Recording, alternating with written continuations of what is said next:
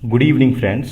हम यहाँ पे 3 टॉपिक को डिस्कस करेंगे अपनी हाई यील्ड सीरीज में, जो मेंस स्पेशल है। और हम अपने डिस्कशन को बाइलिंगुअल रखेंगे, हिंदी और अंग्रेजी दोनों में करेंगे। हमारे जो 3 टॉपिक्स होंगे, पहला होगा कॉन्स्टिट्यूशनल अमेंडमेंट यानी संविधान संशोधन, दूसरा होगा जुडिशियल एक्टिविज्म और तीसरा होगा जुडिशियल रिव्यू। ठीक है, तो इन तीनों को और साथ में जुडिशियल ओवररीच को भी मैं एक ओवरव्यू दे दूंगा। ठीक है, तो ईच एंड एवरी एस्पेक्ट यहाँ पे मैंने हेडिंग्स डाल दी हैं और साथ साथ जो भी हमें बताना है साथ में मैं लिखते जाऊंगा। प्लीज लिसन वेरी केयरफुली और इसके बाद इससे रिलेटेड आपको कोई कंफ्यूजन नहीं बचेगा। ठीक है, मैं सारे एग्जाम्पल्स भी आपको दे दूंगा कि साथ साथ कौन कौन सी केसेस है जिनको आपको मेंशन करना है। ठीक है, और आपको मैंने आज बता ही दी थी कि नोट्स आपको कैसे बनाना है, तो उसका लिंक डिस्क्रिप्शन में दे दे रहा हूं, क्योंकि नोट्स कैसे बनाना है, साइनॉप्सिस कैसे बनाना है, ये बहुत इंपॉर्टेंट होता है। एक चीज मैं शुरू करने से पहले बता दूं कि एक अजीब सी कंफ्यूजन चल रही है मेरे माइंड में, क्योंकि एक तरफ मेरा मानना है कि 66th बीपीएससी जिनका मेंस अभी इसी महीने में प्रस्तावित है, तो उनको काफी रिवीजन पे फोकस करना है।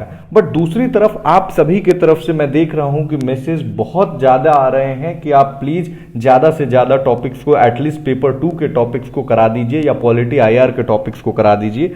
तो ये बहुत कंफ्यूजन है कि आपको बहुत ज़्यादा नया नहीं पढ़ना चाहिए अब। तो ये वीडियो 67th बीपीएससी वाली भी देख लेंगे और आगे आने वाले, क्योंकि ये एवरग्रीन टॉपिक्स हैं, ये कभी पुराने नहीं होंगे।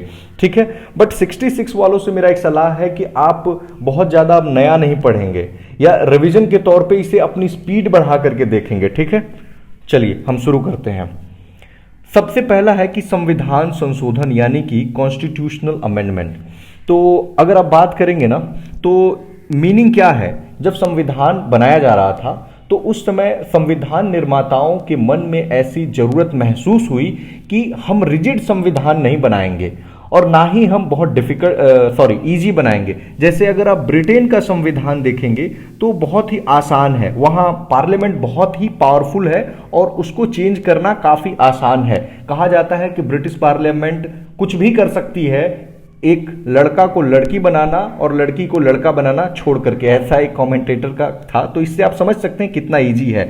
और यूएसए में तो संविधान संशोधन करना बहुत डिफिकल्ट है, लेकिन इंडिया में हमने क्या किया कि एक बैलेंस्ड अप्रोच को अपनाया और हमारे यहाँ न ही बहुत डिफिकल्ट है और न ही बहुत आसान है। और यही कारण है कि कहा जाता है कि हमारे यहाँ की जो balance between the US and Britain हमने जो ये किया, it is one of the outstanding feature of the Indian constitution. ठीक है, और इसके अलावा अगर हम बात करें तो इसको मेंशन किया गया है अनुच्छेद 368, आर्टिकल 368 में, और संविधान का भाग 20 है जिसमें पावर एंड प्रोसीजर, ये दोनों बातें दी गई हैं। आप ध्यान देंगे, पावर एंड प्रोसीजर। पहले केवल प्रोसीजर था, लेकिन इंदिरा गांधी जी के टाइम पे आपको पता ही है कि जुडिशरी का पार्लियामेंट से कितना कॉन्फ्लिक्ट चल रहा था, तो पावर शब्द को भी उसमें जोड़ दिया गया था आर्टिकल 368 में। ठीक है, तो दूसरा इसी में मैंने इंक्लूड ही कर दिया कि ब्रिटेन में काफी इजी है और यूएसए में काफी डिफिकल्ट है। क्योंकि यूएस में इसलिए डिफिकल्ट है ना कि यूएस में जो स्टेट्स है ना, वो एक तरह से वहां अलग फेडरेशन है, क्योंकि वो कमिंग टुगेदर मॉडल है। कई सारे स्टेट्स आकर के और तब वहां के फेडरेशन का निर्माण किए हैं। तो इंडिया का फेडरेशन और यूएस का फेडरेशन, हम फेडरलिज्म चैप्टर पढ़ेंगे तो उसमें मैं डिटेल में बता दूंगा। यहां पे आर्टिकल 368 हो ही गया, पार्ट 20 हो गया। हाँ, हमने इसको साउथ अफ्रीका से लिया, दक्षिणी अफ्रीका से। ये जैसे होता है ना कि हमने किस फीचर को कहां से बोरो किया है, तो हमने इसे बोरो किया है साउथ अफ्रीका के संविधान से। देखिए, इसमें जो सबसे इंपॉर्टेंट चीज होगा ना कि वो प्रोसेस होता है कि अमेंडमेंट होता कैसे है, किस प्रोविजन को हम कैसे अमेंड करेंगे। तो इसमें जो टाइप्स है वो 3 प्रकार आपको समझना बहुत जरूरी है। पहला है विशेष बहुमत, स्पेशल मेजॉरिटी। तो एक ओवरऑल व्यू ही दे देता हूं स्पेशल मेजॉरिटी में, क्योंकि मेजॉरिटी ऑफ दी जो अमेंडमेंट होती है ना आर्टिकल 368 में, वो इसी तहत होती है, ए के तहत। जो बी में है कि रैटिफिकेशन बाय स्टेट्स, और सी में सिंपल मेजॉरिटी, इससे कम ही अमेंडमेंट होते हैं। ठीक है, तो इसको जो है अब थोड़ा सा फीचर्स में बता देता हूं, कुछ फीचर्स, ताकि आपको याद हो जाएंगे। देखिए कि इंट्रोडक्शन जो होगा ना वो किसी भी हाउस में हो सकता है, ईदर हाउस, राज्यसभा में भी और लोकसभा में, ईदर हाउस, किसी हाउसेस में भी इंट्रोड्यूस किया जा सकता है। अच्छा, एक मंत्री यानी मिनिस्टर या फिर प्राइवेट मेंबर, प्राइवेट मेंबर यानी जो मिनिस्टर नहीं है लेकिन एमपी हैं, तो वो दोनों में से कोई भी बिल को पार्लियामेंट में ला सकते हैं, उसमें कोई दिक्कत नहीं है। अब देखिए स्पेशल मेजोरिटी का मतलब क्या होता है कि आधे से ज्यादा, हाफ से ज्यादा जो टोटल मेंबर्स के, हाफ से ज्यादा टोटल मेंबर्स के प्लस, ध्यान देंगे, प्लस 2/3 प्रेजेंट एंड वोटिंग, मतलब जो लोग उस समय मौजूद हैं।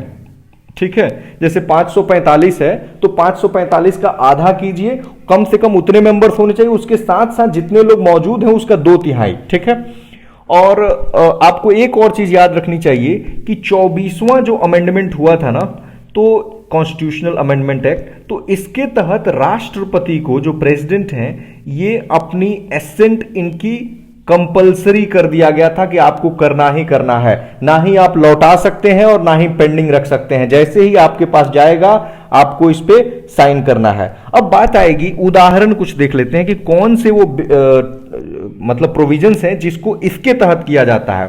तो फंडामेंटल राइट्स, मूल अधिकार, directive principles of state policy, राज्य के नीति निर्देशक सिद्धांत, हाई कोर्ट, उच्च न्यायालय, सुप्रीम कोर्ट, उच्चतम न्यायालय यानी सर्वोच्च न्यायालय, इनसे संबंधित, या फिर फोर्थ शेड्यूल जिसमें राज्यसभा में किस स्टेट की कितनी सीटें होंगी, सेवेंथ शेड्यूल जिसमें कि सूची दी गई है, 3 सूची, union list, state list and concurrent list की, किस पे पार्लियामेंट कानून बनाएगी, किस पे स्टेट बनाएगा, और लास्ट इंक्लूडिंग 368 जो आर्टिकल है ना, इसमें भी बदलाव लाने के लिए यही स्पेशल मेजोरिटी आपको चाहिए। चलिए हम दूसरा देखते हैं, रैटिफिकेशन बाय स्टेट्स। देखिए इंडिया में क्या है ना कि फेडरल कंट्री है, तो फेडरल का मतलब है कि संघात्मक व्यवस्था है, तो इसीलिए कुछ ऐसे प्रोविजंस हैं जो राज्य की मंजूरी के बिना नहीं चेंज किए जा सकते हैं। तो जैसे वो कौन से प्रोविजन से, पहले एग्जाम्पल ही जान लीजिए। जैसे मान लीजिए राष्ट्रपति का चुनाव है, आर्टिकल 54 और 55 में दिया हुआ है, या फिर आप ले सकते हैं कि फोर्थ शेड्यूल जो मैंने ऊपर बताया, तो फोर्थ शेड्यूल है, तो ऐसे में ना इन प्रोविजंस को चेंज करने के लिए आपको स्टेट्स की भी मंजूरी लेनी पड़ेगी। समझ रहे हैं आप? तो फेडरल प्रोविजंस इसीलिए कहा गया, और कितनी मंजूरी लेनी पड़ेगी, तो आधे स्टेट्स की ही लेनी पड़ेगी, half of the states. America में क्या होता है, यूएस में 3/4 होता है, यानी वहां बहुत डिफिकल्ट है, ऊपर मैंने बताया ही। तो हाफ ऑफ दी स्टेट्स भी अगर कर देते हैं तो काम चल जाएगा, आधे राज्य। और कैसा मेजोरिटी से करेंगे, वो अपने राज्य में सिंपल मेजोरिटी, साधारण बहुमत से अगर पास कर देंगे तो वो मान लिया जाएगा कि पास हो गया। एक और प्रोविजन इसमें याद रखिए कि स्टेट्स पे ना कोई टाइम लिमिट नहीं है कि वो कितने दिन में साइन करेंगे, नो टाइम लिमिट। ठीक है, रेस्ट हम देखते हैं अगला कि हमारा सिंपल मेजोरिटी। सिंपल मेजोरिटी को ये आर्टिकल 368 के अंतर्गत नहीं आता है, इसको 368 के अंतर्गत अमेंडमेंट नहीं मानते हैं, ऊपर वाले ही 2 टाइप को 368 के अंतर्गत मानते हैं, जैसे अनुच्छेद 2 और 3, या फिर कॉन्स्टिट्यूएंसी की जो डिलिमिटेशन होती है, ठीक है, या फिर 5वां शेड्यूल एंड 6ठा शेड्यूल। ये जो प्रोविजंस है ना, इनको सिंपल मेजॉरिटी से बदला जा सकता है। ठीक है, और इस पे प्रीलिम्स में भी कई सारे सवाल पूछे जाते हैं, तो ये चैप्टर जो है ना वो प्रीलिम्स के लिए भी काफी इंपॉर्टेंट है। एक और बात आती है कि क्या ज्वाइंट सिटिंग होती है, तो no, there is no provision of the joint sitting for constitutional amendment bills. अगर डिसएग्रीमेंट हुआ, और यही तो कहा जाता है, तभी तो कहा जाता है जब आप राज्यसभा की यूटिलिटी लिखेंगे ना कि राज्यसभा की क्या उपयोगिता रह गई है, तो उसमें बताएंगे कि देखिए राज्यसभा से भी संविधान संशोधन बिल को पास करना पड़ता है, और वो भी सेपरेटली पास करना पड़ता है, क्योंकि यहां पे ज्वाइंट सिटिंग करा के और लोकसभा अपनी मनमानी नहीं कर सकता है। तो मुझे लगता है ये पूरा चैप्टर का एक ब्रीफ ओवरव्यू मिल गया होगा, और अंत में कंक्लूड कर देंगे कि देखिए विम्स एंड फैंसीज के अनुसार नहीं चलना चाहिए, और कॉन्स्टिट्यूशनल मोरालिटी को ध्यान में रखना चाहिए, और जो भी ये हमारा यूनिक फीचर है कॉन्स्टिट्यूशनल अमेंडमेंट, और जैसा जैसा जरूरत महसूस हो वैसा वैसा हमें अमेंडमेंट करना चाहिए। देखिए एग्जांपल्स गिनाना चाहे तो बहुत सारा एग्जांपल्स गिना सकते हैं, आपके पास करंट अफेयर्स में बहुत सारे बिल्स आते रहते हैं। एनजेएसी बिल को अनकॉन्स्टिट्यूशनल घोषित किया गया था, या फिर ईडब्ल्यूएस रिजर्वेशन था, या फिर कई तरह के कमीशंस बनाए गए हैं अभी, तो उनको आप कोट कर देंगे। नेक्स्ट हमारा टॉपिक है न्यायिक पुनरावलोकन, जुडिशियल रिव्यू। क्या अर्थ होता है, जुडिशियल रिव्यू का मतलब होता है कि कोई भी लेजिस्लेचर, मान लीजिए कि मैं चेंज कर देता हूं, थोड़ा सा सिमिलर लग रहा है, यहां इसको ले लेते हैं। मान लीजिए कि लेजिस्लेचर कोई इनेक्ट करता है कोई बिल को, या फिर एग्जीक्यूटिव जो है वो एग्जीक्यूटिव कोई ऑर्डर देता है, तो ये ऑर्डर संविधान के कितने अनुरूप है इसी को चेक किया जाता है जुडिशियल रिव्यू के तहत। और ये कौन करता है? तो जुडिशरी करता है। जुडिशरी में हाई कोर्ट और सुप्रीम कोर्ट, इन दोनों के पास ये पावर है। ठीक है, तो एग्जांपल्स आपको दे देता हूं ताकि आपको समझ में आ जाएगा। एक केस आया था 2015 का, ये केस है Shreya Singhal versus union of India. 2015 का ये केस है।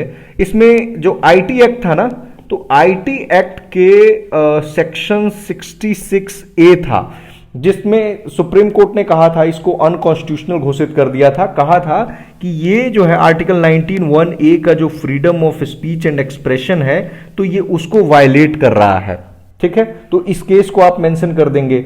दूसरा अगर आप मेंशन करना चाहें तो यहां पे मिटा देता हूं, एनजेएसी को आप मेंशन कर देंगे, national judicial appointment commission bill. ये 99th कॉन्स्टिट्यूशनल अमेंडमेंट बिल था, और सुप्रीम कोर्ट ने कहा कि देखिए ये सेपरेशन ऑफ पावर के खिलाफ है और जुडिशियरी के इंडिपेंडेंस, स्वतंत्रता को वायलेट कर रहा है, और इसलिए इसको अनकॉन्स्टिट्यूशनल यानी गैर संवैधानिक घोषित कर दिया गया। ठीक है, अब बात आएगी कि एक और बात आप मेंशन रखेंगे कि संविधान में ये क्या जुडिशियल रिव्यू का कहीं पे एक्सप्लिसिटली बात दी गई है? तो नहीं, कहीं भी संविधान में नहीं लिखा है ये टर्म जुडिशियल रिव्यू। तो फिर बात कहां से आई कि जुडिशियल रिव्यू होने लगा? देखिए आर्टिकल 13 अगर आप देखेंगे तो इसमें कहा गया है कि मतलब जुडिशरी क्या करेगा, इंश्योर करेगा कि पार्लियामेंट कोई ऐसा कानून ना बनाए जिससे कि फंडामेंटल राइट का उल्लंघन हो। आर्टिकल 32 अगर आप देखेंगे तो उसमें सुप्रीम कोर्ट को guarantor of the guardian of the constitution, guarantor of the fundamental rights माना गया है। 226 के तहत हाई कोर्ट रिव्यू करता है, तो इन आर्टिकल्स को जरूर आप मेंशन कर देंगे। देखिए अब बात आती है स्कोप कि कब जुडिशियल रिव्यू होगा। तो जब मान लीजिए कि मूल अधिकार का वायलेशन हो या इंफ्रिंजमेंट हो, मतलब मूल अधिकार का अगर हनन हो रहा हो, नंबर 1। नंबर 2 कि अगर कोई अथॉरिटी है और उसके कंपिटेंस के बाहर की चीज है, मतलब उसके जुरिस्डिक्शन में कोई चीज नहीं आ रही है फिर भी वो कार्य कर रही है। और नंबर 3 है कि अगर कोई संवैधानिक प्रोविजन है, कॉन्स्टिट्यूशनल संवैधानिक प्रोविजन है, और उसके खिलाफ अगर कोई अथॉरिटी कार्य कर रही है तब भी जुडिशियरी जो है रिव्यू कर सकती है। तो ये स्कोप लिख देंगे। 2 टर्म बहुत इंपॉर्टेंट है यहां, procedure established by law and due process of law. देखिए हमारे यहां अगर आर्टिकल 21 आप देखेंगे तो उसमें बात किया गया है कि right to life and personal liberty, जीवन जीने की स्वतंत्रता एवं व्यक्तिगत आजादी की स्वतंत्रता। लेकिन उसमें कहा गया है कि except according to procedure established by law, यानी यहां पे यही हो गया, except according to procedure established by law. तो ये छीना जा सकता है, ये एक्सेप्शन है इसके तहत। लेकिन सुप्रीम कोर्ट को एक केस आप याद रखेंगे, मनेका गांधी जो भी कहें, ठीक है, 1978 में ये केस आया था। इस केस में सुप्रीम कोर्ट ने कहा कि देखिए भाई, हमने जो ए.के. गोपालन केस में इंटरप्रेट किया था वो काफी नैरो इंटरप्रिटेशन था। हम अमेरिकन कॉन्स्टिट्यूशन में जैसे ड्यू प्रोसेस ऑफ लॉ है जिसमें कि रीजनेबिलिटी को भी देख लेते हैं, पॉलिसी इंप्लीकेशंस को भी देखा जाता है, हम इसको भी इंक्लूड कर रहे हैं। यानी कह सकते हैं कि सुप्रीम कोर्ट का ये एक जुडिशियरी का इनोवेशन था, जुडिशियल इनोवेशन। जैसे बेसिक स्ट्रक्चर क्या था, जुडिशियल इनोवेशन था। तो ये टर्म जरूर आप कहीं ना कहीं आंसर में फिट करेंगे कि अब जो है सुप्रीम कोर्ट ये ड्यू प्रोसेस ऑफ लॉ पे चलता है। ठीक है, मनेका गांधी केस भी और ए.के. गोपालन को मेंशन करेंगे कि ए.के. गोपालन में नैरो इंटरप्रिटेशन था, मनेका गांधी में जो है वाइडर इंटरप्रिटेशन इन्होंने अपनाया और ड्यू प्रोसेस को अपनाया। देखिए कई सारे महत्व को आप लिख सकते हैं।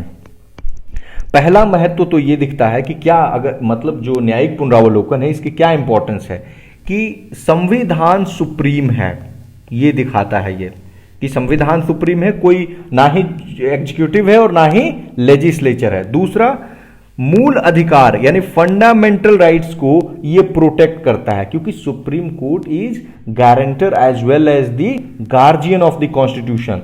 तीसरा, संघात्मक व्यवस्था को बनाए रखता है, वरना क्या करेगा, पार्लियामेंट जो है वो अपना मनमानी करेगा और स्टेट्स को तो कुछ समझेगा ही नहीं।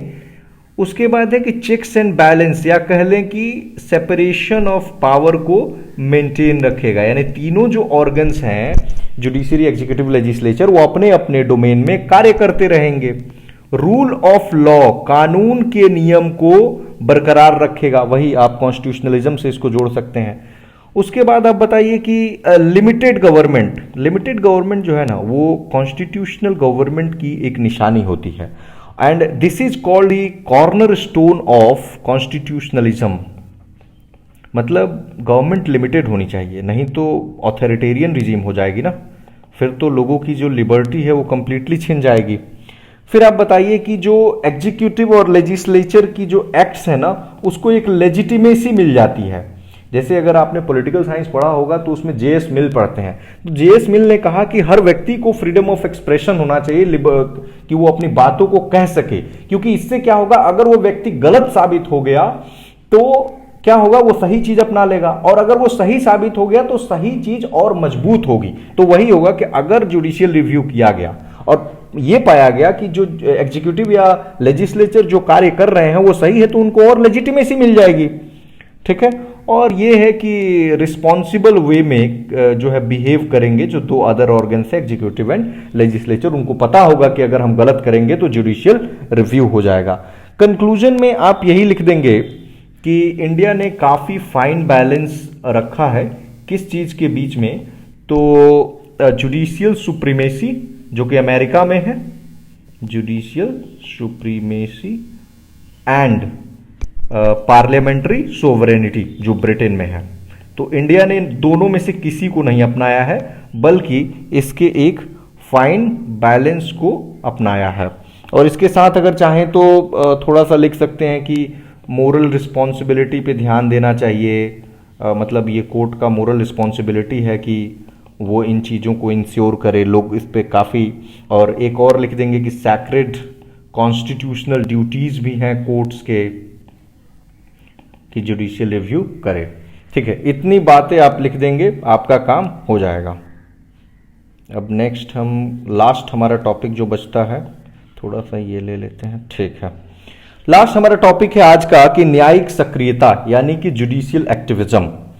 देखिए, इसमें हम कुछ चीज पढ़ेंगे जैसे intro, manifestation, significance, challenges and criticism and way ahead. इतना से आपका हो जाएगा। परिचय सबसे पहले मैं बता देता हूं। देखिए, आर्टिकल 32 अभी मैंने मेंशन किया था, अब फिर से एक्सप्लेन नहीं करेंगे। इसमें बताएंगे कि सुप्रीम कोर्ट कैसे गार्जियन है और फंडामेंटल राइट्स को कैसे गारंटी करता है। दो और आर्टिकल लिखेंगे। आर्टिकल 142 में सुप्रीम कोर्ट को कहा गया है कि जो भी मैटर इसके सामने पेंडिंग होगा उस पर वो कंप्लीट जस्टिस देगा, पूर्ण न्याय। तो इसके तहत भी जुडिशियल एक्टिविज्म आया है।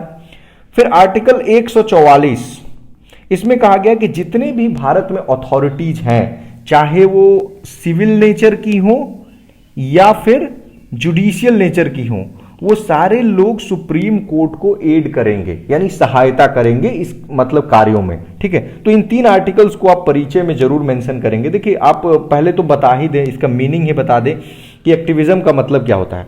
देखिए, जुडिशियल रिव्यू मैंने बताया कि सिर्फ वो रिव्यू करता है कि सही है या गलत है, लेकिन जब उससे एक स्टेप ऊपर जाकर के और ये देखता है कि होना क्या चाहिए था और कोर्ट बताता है कि अब ये रास्ता अपनाइए, तो उसको एक्टिविज्म कहेंगे, सक्रियता। ठीक है, लेकिन इसकी क्रिटिसिज्म भी है। कई बार बहुत ही फाइन बैलेंस है between judicial activism and judicial overreach, judicial क्या कहेंगे, एडवेंचरिज्म में। तो हम उसको देखेंगे। देखिए, कुछ मैनिफेस्टेशंस आप देख लीजिए कि कैसे दिखता है जुडिशियल रिव्यू, किस फॉर्म में दिखता है। तो आपने देखा होगा, पीआईएल कोई दायर करता है कोर्ट में, पब्लिक इंटरेस्ट लिटिगेशन, तो उसके फॉर्म में दिख जाता है कि कोई अर्जेंट मैटर है और वो पूरे बहुत समाज से रिलेटेड है, पब्लिक से रिलेटेड है, और उस पर सुनवाई, जैसे आपको पता है हुसैन आरा खातून, ये आप लिखेंगे हुसैन आरा खातून versus state of Bihar. State of Bihar लिख लेंगे, केवल बिहार नहीं लिखेंगे, लिख ही देता हूं मैं क्योंकि गलत हो जाएगा नहीं तो।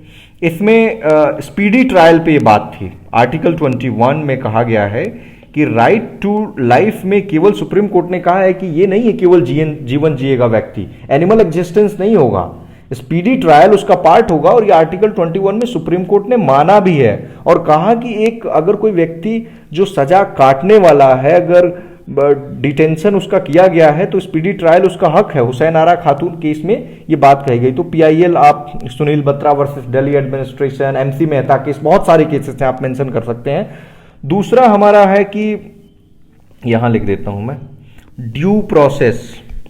ऊपर बता चुका हूं इसका मतलब, ये नहीं बताऊंगा क्योंकि ड्यू प्रोसेस बता ही देता हूं। ड्यू प्रोसेस का जो मतलब है ना कि रीजनेबिलिटी को देखा जाए, कितना रीजनेबल है, पॉलिसी इंप्लीकेशंस क्या होगा, केवल ये नहीं देखा जाएगा कि वो लॉ के अंतर्गत है या नहीं है, ठीक है। तो इसके तहत भी करता है। मनेका गांधी केस का मैंने एग्जाम्पल बता ही दिया। और कुछ और प्रोविजंस हैं जैसे कि मान लीजिए एसएलपी है, स्पेशल लीव पिटीशन, आर्टिकल 136 आपने पढ़ा होगा, तो उसके तहत सुप्रीम कोर्ट ले लेता है, तो इसमें आ जाता है। और आर्टिकल 142 को भी आप मेंशन कर देंगे कि इसमें कंप्लीट जस्टिस की बात कही गई है, ठीक है।